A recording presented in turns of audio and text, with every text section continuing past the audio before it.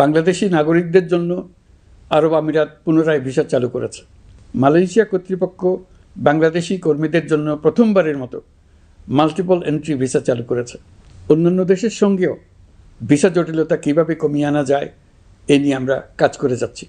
আগামী 5 বছরে জাপানে অন্তত 1 লক্ষ বাংলাদেশি তরুণদের পাঠানোর প্রস্তুতি শুরু করেছি।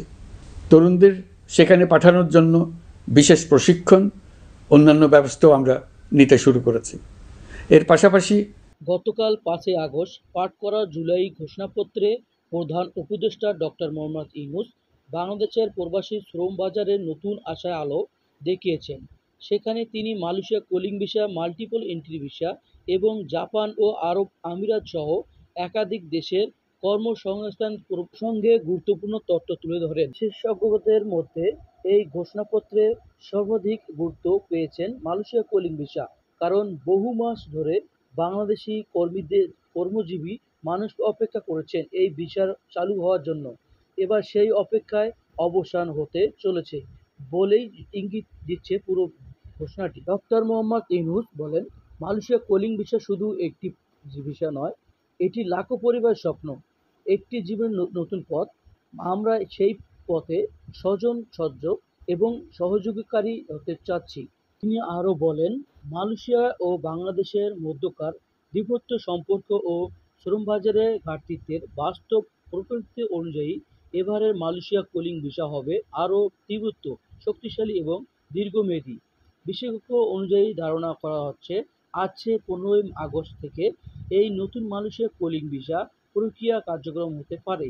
যদিও এগুলো সরকারিভাবে অফিসিয়াল ঘোষণা আসেনি, তবে বিভিন্ন নথি ও আলোচনা সূত্রে ধরে অনুবাদ করা হচ্ছে আগস্ট মাসের মাঝামাঝি সময়ে ভিসা আবেদন প্রক্রিয়া শুরু হবে।